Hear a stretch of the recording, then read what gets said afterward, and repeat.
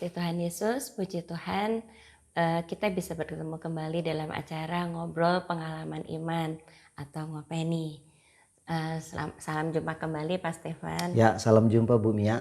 Mungkin Pak Stefan bisa menyapa dulu jemaat. Ya, salam sejahtera buat jemaat yang diberkati Tuhan. Ya, kita kembali berjumpa ya dalam program ini yang dalam bentuk dan skema yang berbeda. Ya, silakan Bu Mia. Kami saat ini ingin berbagi pengalaman iman dalam menghadapi pandemi COVID-19 ya. Tetapi khususnya pengalaman iman pribadi kami masing-masing. Tidak mudah menghadapi pandemi ini juga, apalagi yang berkepanjangan seperti ini. Tetapi saya punya satu pengalaman iman ketika saya terkena COVID, dan Pak Stefan punya pengalaman iman bagaimana dia juga berjuang ya dalam melawan misalnya udah timbul gejala, apalagi mesti vaksin dan sebagainya gitu. Mungkin pada saat ini bisa Pak Stefan yang saya persilahkan Pak Stefan untuk lebih dahulu menceritakan pengalaman imannya. Ya, terima kasih Bu Mia. Ya memang semenjak pandemi dari awal Maret 2020 ya sampai hari ini banyak sekali hal yang tentunya terjadi dalam kehidupan kita, khususnya untuk pribadi saya dan keluarga. Secara terkena COVID sih enggak ya Bu ya. Saya enggak, puji Tuhan sampai hari ini saya belum pernah mengalami terpapar COVID-19.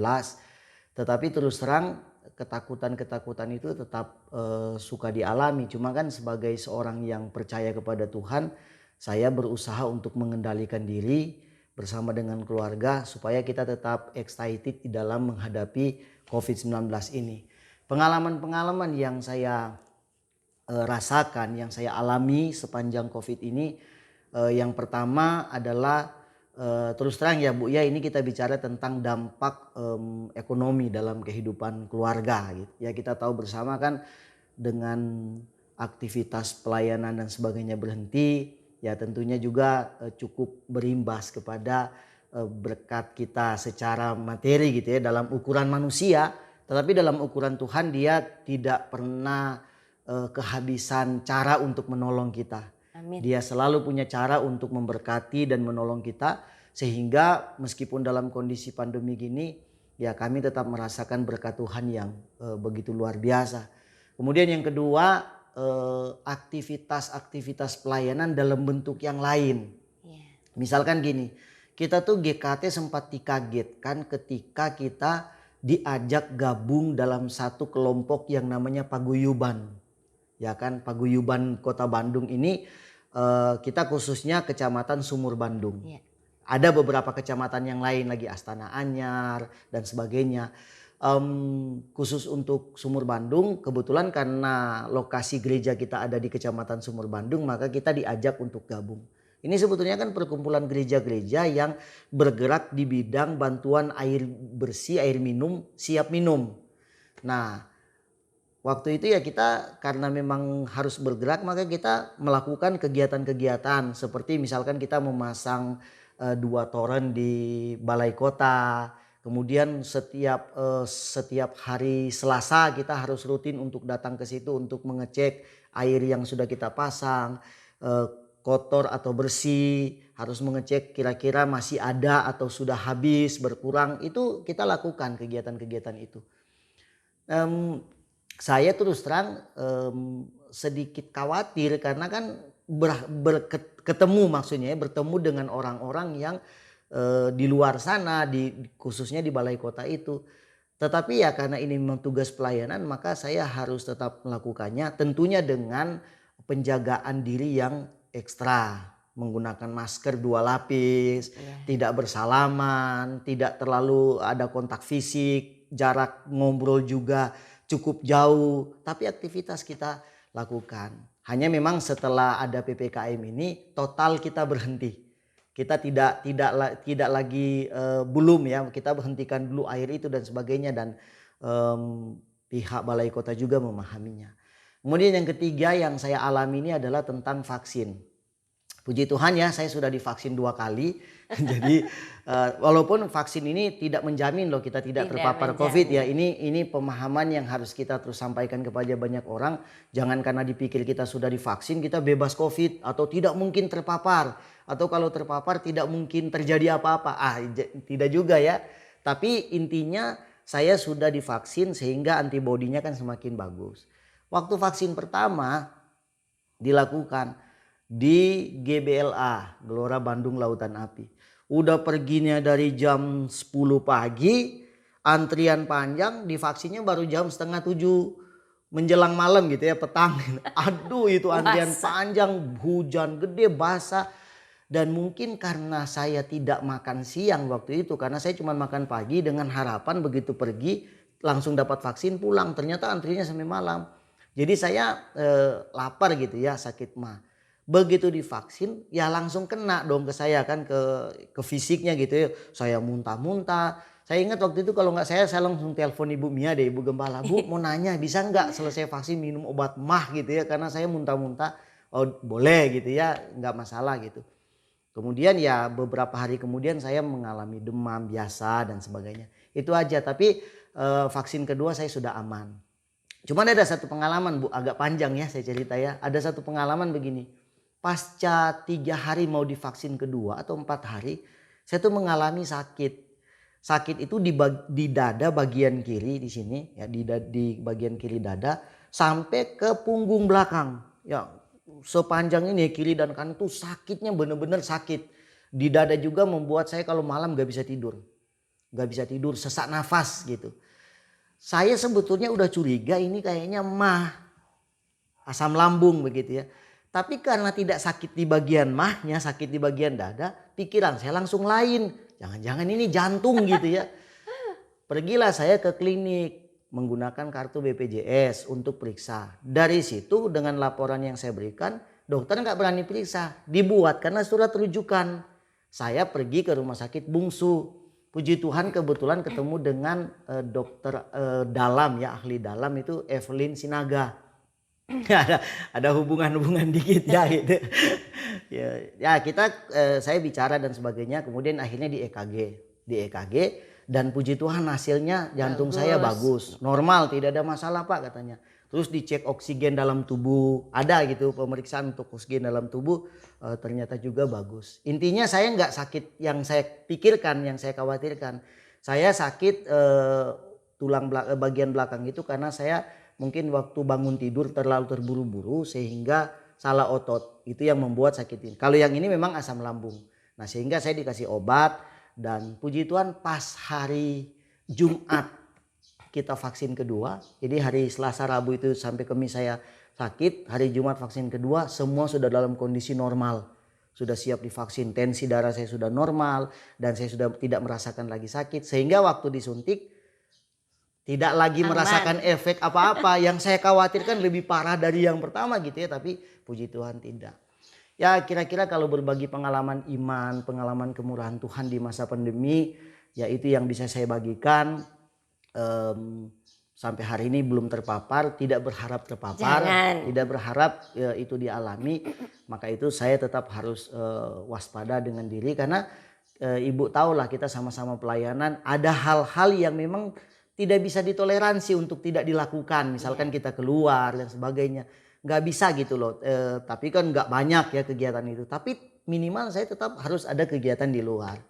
Itu ya gimana kita berusaha untuk tetap tidak melanggar protokol kesehatan. Protokol COVID-19 tapi tetap melakukannya. Saya berharap juga jemaat Tuhan ya tetap dalam keadaan yang sehat dan diberkati Tuhan. Itu aja Bu Mia. Puji Tuhan. Puji Tuhan ya, kalau Tuhan memang punya rencana indah di mana hambanya harus divaksin, walaupun sakit Tuhan bisa menyembuhkan dengan berbagai cara. Tapi kita pun tidak boleh meremehkan khususnya pada saat ini. Saya juga punya pengalaman iman di mana saya di hampir serumah terkena COVID-19. Ini juga di luar dari pemikiran saya. Diawali dari beberapa di akhir bulan Juni itu ya, supir saya ini sudah flu duluan. Saya punya supir, kemudian dia mengantar anak saya yang perempuan Dia mengantar, lalu awalnya tidak terjadi apa-apa terhadap anak saya, tapi supir saya sudah flu duluan. Nah lalu saya biasa pelayanan, di hari Minggu pelayanan, Minggu siang pulang dari pelayanan rekaman ya saudara, itu anak saya bilang kok saya kayak flu, kayak nggak enak badan, kayak badan tuh sakit-sakit gitu. Waduh, kami berdoa, lalu malam jam 1, jadi Senin subuh, dia demam. Begitu demam, paginya hari Senin pagi saya langsung suruh anak saya dan saya antar anak saya untuk tes antigen. Pagi itu positif. Jadi anak saya itu Stefani sudah divaksin 2 kali karena dia guru dan dia positif. Dan saya juga tes sekalian, saya negatif saudara. Nah setelah tes antigen langsung PCR. Malamnya diketahui bahwa PCR-nya juga positif ya. Tetapi intinya begini, begitu dia positif, saya rumah ada 9 atau 10 orang saya suruh antigen semua. Dari serumah 2 orang yang positif, yaitu anak saya dengan 1 pembantu rumah tangga saya. Saya berdoa saudara, COVID ini melanda rumah saya gitu ya. Saya berdoa, saya juga berpikir dan saya juga menyampaikan kepada Tuhan, kenapa Tuhan ini harus terjadi, padahal saya tiap hari berdoa minta Tuhan lindungi jemaat, minta Tuhan lindungi kami karena kami pelayan Tuhan gitu ya. Tapi saat ini terjadi saya tidak berdoa begitu lagi, saya gini, Tuhan tolong saya untuk saya bisa disembuhkan, tolong keluarga ini, apa yang harus saya perbuat. Nah begitu hal itu saya doakan, Tuhan ingatkan, saya langsung lapor puskesmas, saya langsung lapor Satgas COVID di daerah kami dipantau. Nah bagian puskesmas sudah mengatakan antigen dulu lah Bu. Nah waktu anak saya dulu pertama yang positif, puskesmas sedang dalam kondisi penuh orang yang antigen, jadi kami antigen mandiri. Jadi saya berdoa, lalu sore itu saya diberi 3 biji obat yang pada waktu itu masih kontroversi antara boleh diminum dan tidak boleh diminum. Karena ada hal ini, karena belum ada tanggapan dari dokter puskesmas, 2 orang yang terpapar langsung saya kasih satu-satu. Saya berdoa, malam itu saya berdoa. Saudara, kira-kira jam 11 malam seorang hamba Tuhan menanyakan kondisi saya, lalu saya bilang anak saya terpapar. Besoknya dia langsung bilang, besok saya kirim obatnya. Dia kirim obatnya, kami kalau sejujurnya dana yang saya punyai tidak sebesar harga obat yang harus dibeli. Kalau pada waktu itu saya tanyakan belinya juga nggak bisa cuman 1 dus, nggak bisa gitu ya. Jadi saya berdoa kepada Tuhan. Besoknya dikirim 2 dus saudara, tapi ketika saya mau membayar dia bilang tidak Bu, itu buat persembahan. Luar biasa Tuhan, saya yakin bahwa obat itu yang ditunjukkan oleh Tuhan. Begitu saya terima, 1 rumah saya kasih yang buat pencegahan dan yang terpapar saya kasih untuk yang sudah memang terpapar. Tapi pada waktu hari Selasa dan Rabu banyak yang terpapar, di antigen lagi dan positif. Jadi 1 rumah itu 6 orang yang terpapar. Saya sebetulnya sudah terpapar mungkin, tetapi di awalnya karena saya negatif, saya menjadi pemimpin di tempat rumah isoman saya itu ya. Puji Tuhan. Tuhan menyediakan satu orang bisa 1 kamar, kemudian Tuhan kami pisahkan lah seperti biasa ya, prokes kesehatan dijalankan. Berjalannya waktu saudara, setelah 5 hari, 6 hari setelah itu, setiap malam pasien saya saturasi oksigen cukup baik. 6 hari kemudian mayoritas dari yang terpapar itu berhenti, flu-nya berhenti. Tapi saya merasakan di hari ketiga saya juga mengalami gejala yang sama. Hari ke-6 saya tes antigen lagi dan saya positif, lalu saya melanjutkan isoman. Istilahnya melanjutkan isoman. Tapi satu hal yang saya ingin, kami terus isoman sampai ke hari 14 dan saya di hari ke-16 saya PCR. Karena saya merasa bahwa saya ini adalah orang yang pemimpin atau gembala di gereja ini, saya harus membuat semua orang merasa aman ketika bertemu dengan saya. Jadi tidak bisa dengan antigen saja, tapi dengan PCR. Karena setelah itu ada rekaman lagi, saudara. Tapi intinya adalah seperti ini. Dalam saya isoman, saya berdoa, dan pada waktu itu juga saya di wisuda, puji Tuhan, saya tidak mengalami apa yang seperti orang lain alami. Saya diizinkan oleh Tuhan untuk vaksin 2 kali vaksin terlebih dahulu dibanding dengan Pak Stefan ya. Nah kemudian saya juga minum pencegahan. Begini saudara, iman saya hanya kepada Tuhan. Ketika saya berdoa kepada Tuhan. Tetapi ketika Tuhan menunjukkan obat, Tuhan menunjukkan apa yang harus saya lakukan, itu semua saya jalankan saudara. Jadi antara iman dengan satu hal langkah yang dilakukan itu memang harus kita jalankan. Saya tidak takut, tetapi saya juga tidak menganggap ini remeh. Dan saya menjalankan apa yang disampaikan oleh Satgas Covid, oleh dokter, saya jalankan ya saudara. Tapi luar biasanya adalah saya mendapat obat antivirus itu di awal sekali. Dan di awal sekali seluruh rumah saya berikan untuk pencegahan hanya karena Tuhan mengirim obat itu. Saya tidak mendewakan obat itu, tetapi Tuhan tahu kondisi ekonomi saya. Tuhan tahu keadaan rumah saya. Tuhan tahu pelayanan kami, pelayan Tuhan serumah.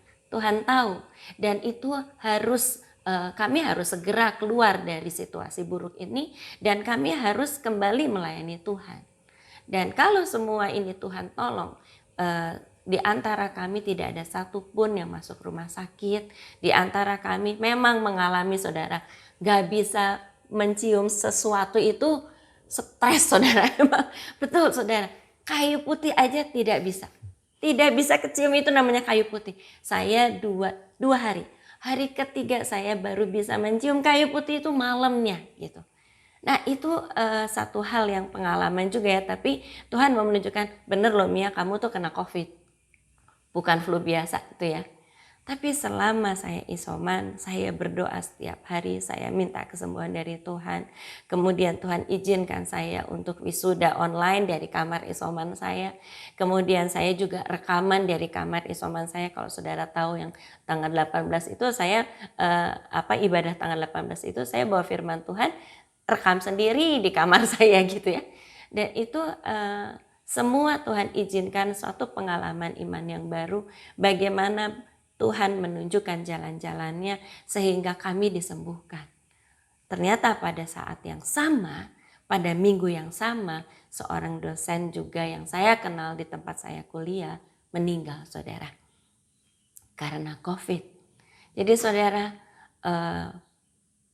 ada kalanya kita harus peka. Bukan ada kalanya, saya pikir kita harus peka terhadap tuntunan Tuhan. Jangan anggap remeh, semua protokol dijalankan, tapi juga peka terhadap Roh Kudus. Ketika kita tidak tahu harus berbuat apa, datang di kaki Tuhan. Tuhan menunjukkan jalannya, lakukan jalannya.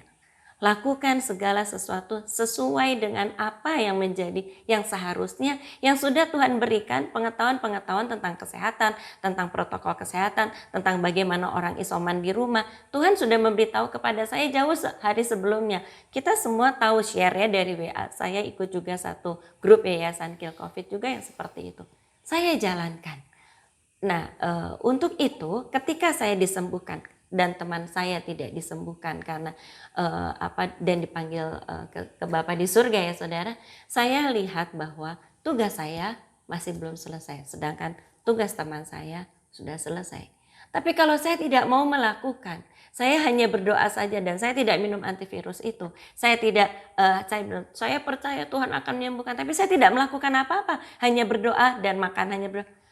Saya pikir itu bukan jalan Tuhan. Jadi saudara, pengalaman kami masing-masing ya, kita Pak Stefan juga saya melihat ya, betapa kita harus berjuang untuk mendapat vaksin. Anak saya termasuk sama-sama dengan Pak Stefan pada waktu itu. Nah, jadi waktu vaksin kedua juga mereka barengan. Puji Tuhan dari serumah itu 7 terkena, 3 tidak, termasuk 2 anak saya tidak terkena, tidak terdampak. Sehingga pada waktu tanggal 15 kemarin harus divaksin, anak saya langsung vaksin kedua. Nah, jadi saya merasa bahwa seburuk-buruknya kondisi di rumah saya, ada yang Tuhan jagai sehingga yang melayani 2 anak saya, yang menyediakan makan dan sebagainya. Makanan dikirim dari adik saya ya, dari tetangga, adik saya tetangga dengan saya. Makanan dikirim, anak saya yang meletakkan atau membagi di piring-piring, dan saya yang membagikan ke lorong infeksius. Saya anggapnya itu di lorong itu lorong infeksius karena di situ ada kamar-kamar di mana orang-orang di kamar itu sakit, dan di seberang kamar itu ada kamar mandi juga untuk orang-orang yang terpapar. Jadi saya merasa bahwa Tuhan luar biasa mengasihi saya, Tuhan luar biasa mengasihi Pak Stephen ya. Tuhan luar biasa mengasihi anak-anaknya yang berharap hanya kepada Tuhan. Saya ingin membagi satu ayat ya, ketika kita dalam kondisi yang menakutkan. Saya boleh dibilang pada waktu pertama itu saya tidak takut, tapi khawatir juga pasti ada secara manusia. Saya khawatir, tetapi saya ingat bahwa Tuhan tahu segala yang apa saya lakukan. Tuhan tahu apa yang kita sebagai anak-anaknya lakukan setiap hari. Mata Tuhan tertuju selalu kepada anak-anaknya yang berharap hanya kepadanya. Saya bacakan dari Yesaya 41 ayat 10. Janganlah takut sebab aku menyertai engkau. Janganlah bimbang sebab aku ini Allahmu. Aku akan meneguhkan, bahkan akan menolong engkau. Aku akan memegang engkau dengan tanganku yang membawa kemenangan. Ini adalah satu janji Tuhan kepada Nabi Yesaya. Tetapi janji Tuhan ini berlaku atas kita semua. Sebagai anak-anak Tuhan yang hidupnya takut akan Tuhan, Tuhan mengatakan jangan takut. Pada waktu itu saya tidak takut, tetapi saya juga tidak gegabah. Saya waspada. Kita berdoa ya pada waktu itu. Sehingga Tuhan menunjukkan, dikatakan aku akan meneguhkan, bahkan akan menolong engkau. Tuhan meneguhkan iman saya buat Tuhan akan menolong kami sekeluarga. Dan puji Tuhan semua berjalan dengan baik dan kami sekeluarga sudah merayakan kemenangan yang daripada Tuhan. Jadi saudara tetap beriman kepada Tuhan, jangan takut, melangkah bersama dengan Tuhan, dekatkan diri kepada Tuhan. Bagi saudara yang mungkin selama ini menganggap bahwa doa itu ya kalau ada waktu, jangan saudara. Doa adalah nafas hidup kita. Apapun yang kita lakukan, awali dengan doa. Seperti Pak Stephen, ketika dia mendapat sakit penyakit sebelum vaksin, berapa hari sebelum vaksin, dia tidak tinggal diam, ya udah beriman saja, tidak. Dia pergi ke rumah sakit, dia harus tahu apa yang terjadi, karena mungkin Pak Stephen menganggap bahwa tubuh Pak Stephen ini bait Allah ya. Oh iya, penting Bu, karena kita kan diberikan tubuh tidak hanya sekedar kita gunakan, tapi harus kita rawat. Itu penting sekali. Banyak orang hanya menggunakan tubuh saja tapi tidak merawatnya. Nah, dalam hal sakit penyakit bukan manja ya Bu ya, tapi kita harus tahu kemampuan kita seperti apa dan apa yang harus kita lakukan. Itu bagian dari hikmat yang Tuhan berikan. Amin. Saya lakukan itu, saya check up dan ternyata semuanya tidak ada masalah. Puji Tuhan, hanya sakit biasa yang dikhawatirkan terlalu berlebihan oleh saya, tapi di situ Tuhan ajarkan tidak usah kamu takut, karena Tuhan menyertai. Dan saya sepanjang perjalanan terus terang saya di jalan itu doa sepanjang jalan, dari klinik ke rumah sakit itu saya doa sambil nangis di jalan, karena saya bilang Tuhan, ya saya juga masih mau pelayanan panjang ya terlalu baper atau gimana, tapi enggak lah, memang itu saya tahu bahwa Dia Tuhan yang sedia selalu mendengarkan seruan kita. Kapanpun, dimanapun, mau di jalan, mau di kamar, dimanapun dengan hati yang tulus. Begitu saya di rumah sakit, saya doa tidak terjadi apa-apa, tidak terjadi. Tidak, ternyata benar, puji Tuhan. Amin, amin. Itulah mujizat Tuhan, puji Tuhan.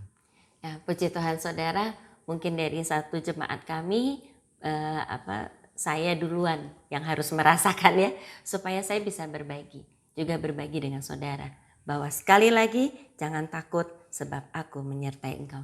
Itu janji Allah, jangan bimbang sebab aku ini Allahmu. Puji Tuhan. Shalom. Sampai jumpa lagi. Ya. Ya.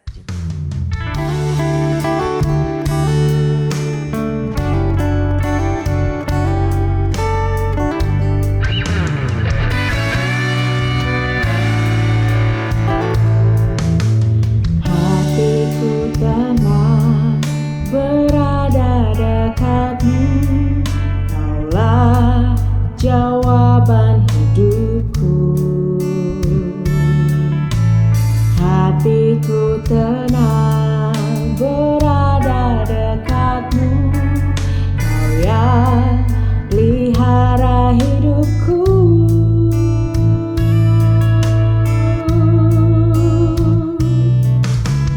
Pertolonganmu begitu ajaib, Kau telah memikat hatiku.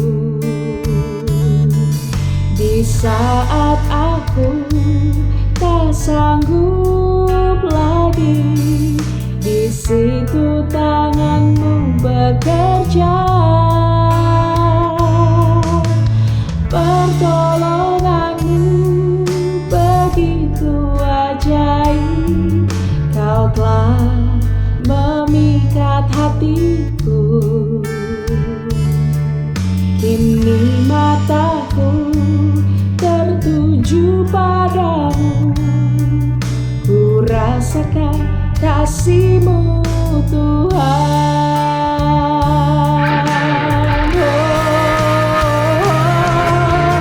Pertolongan-Mu begitu ajaib, Kau telah memikat hatiku.